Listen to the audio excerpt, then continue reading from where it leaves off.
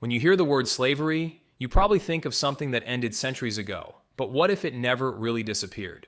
What if today millions of people are trapped, not by chains, but by debt, legal contracts, immigration rules, or systems they can't escape? Modern slavery doesn't always look the way we expect. Sometimes it's hidden behind a cheap t-shirt, a dream job overseas, or even a family YouTube channel.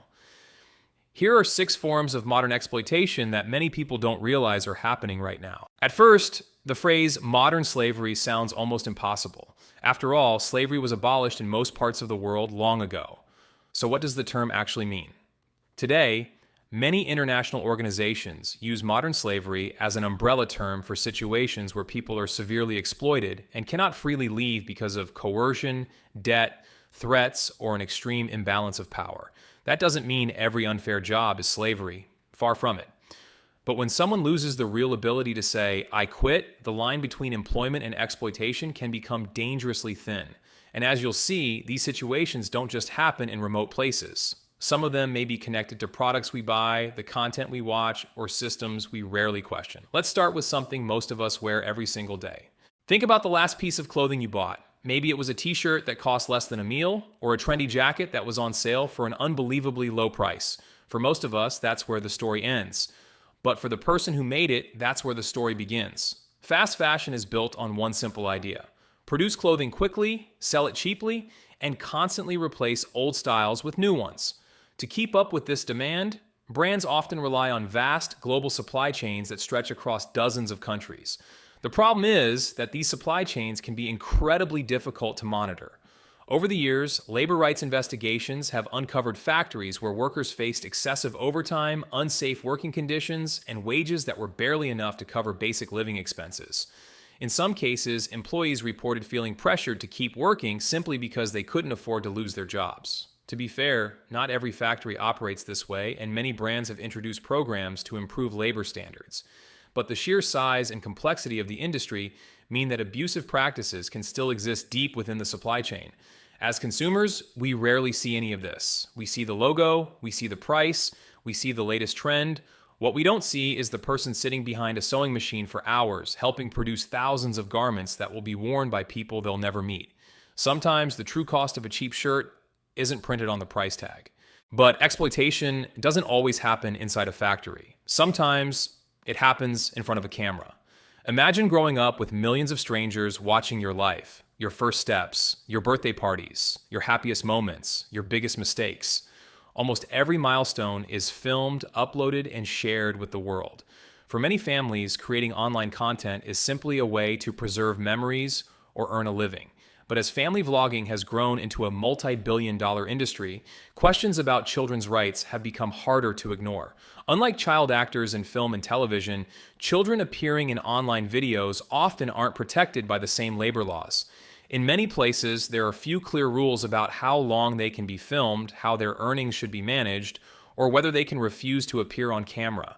The concern became significant enough that in 2023, the U.S. state of Illinois passed one of the country's first laws requiring parents to set aside a portion of earnings for children who regularly appear in monetized online content. The law was created to help ensure that children benefit financially from the videos that feature them.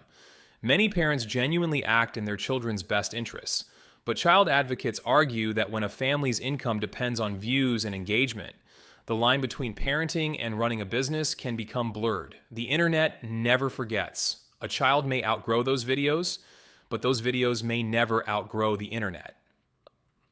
Long before they're old enough to decide whether they wanted their childhood shared with millions of strangers. Sometimes, the most valuable product on the internet isn't the video itself. It's the childhood inside it.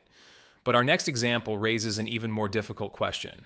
What happens when the people doing the work can't simply choose to stop? What happens when the people doing the work can't simply choose to stop? Around the world, millions of prisoners perform some form of labor every day. Some prepare meals, some clean prisons, others manufacture furniture, clothing, electronics, or other goods used by governments and private companies. Supporters argue that prison labor serves an important purpose. It teaches valuable skills, creates structure, and helps inmates prepare for life after release. But critics believe the reality isn't always so simple. In some prison systems, inmates earn only a fraction of the minimum wage, or nothing at all. Human rights groups have also documented cases where refusing to work can result in disciplinary action, the loss of privileges, or reduced chances of early release. That raises a difficult question. If someone faces punishment for refusing to work, how voluntary is that work? The answer depends on where you are. Prison labor laws differ widely from country to country, and many rehabilitation programs operate under very different standards. But the debate itself highlights something important.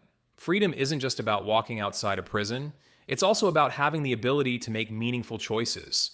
And for some people, the strongest prison isn't made of concrete walls, it's made of debt. Imagine being offered a job overseas that promises to change your life. The salary is several times higher than what you earn at home. Your family is excited, your future finally looks brighter.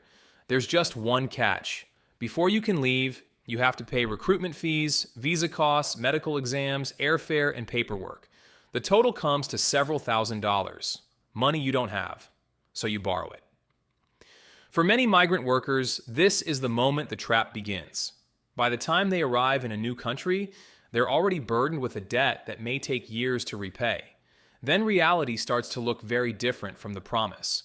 The wages are lower than expected, the hours are longer, the working conditions are worse, and quitting isn't really an option because without a job, there's no way to repay the loan waiting back home. This cycle is known as debt bondage, and the International Labor Organization recognizes it as one of the clearest forms of forced labor. One common example involves migrant workers from countries such as Nepal, Bangladesh, and India, who travel abroad after paying high recruitment fees to labor brokers. While many find legitimate employment, others discover that the job, salary, or conditions are very different from what they were promised before leaving home. For them, every paycheck goes toward paying off debt. Every month of work is spent trying to catch up, and the dream that once promised freedom becomes the very thing keeping them trapped. Sometimes, however, money isn't what prevents people from leaving. Sometimes, it's the law itself. Now imagine moving to another country for work. You don't know the language, you don't have family nearby, your savings are almost gone. Then, on your very first day, your employer asks for your passport. Without it, leaving suddenly becomes much more difficult. In many countries, foreign workers are hired through employer-sponsored visas. These programs are designed to fill labor shortages, and for millions of people, they provide valuable opportunities and stable employment. However, critics argue that problems can arise when a worker's legal right to remain in the country depends almost entirely on a single employer. If they quit, they may lose their visa. If they report abuse, they may risk losing both their job and their legal status. That imbalance of power can make some workers afraid to speak up, even when they're treated unfairly. One of the most well-known examples is the kafala system, which has been used in several Gulf countries. Historically, under this system, many migrant workers depended heavily on their employers to change jobs or leave the country. Human rights organizations also documented cases in which employers confiscated workers' passports, making it even harder for them to leave abusive situations. Following international criticism, particularly before the 2022 FIFA World Cup in Qatar, several countries introduced reforms aimed at giving workers greater freedom to change jobs and strengthening labor protections. Even so, rights groups continue to report that enforcement remains inconsistent, and some migrant workers still face serious obstacles in practice. For many of them, the biggest barrier isn't a locked door, it's the fear that walking away could cost them everything. And sometimes, the person taking away your freedom isn't an employer at all, it's someone the law says is supposed to protect you.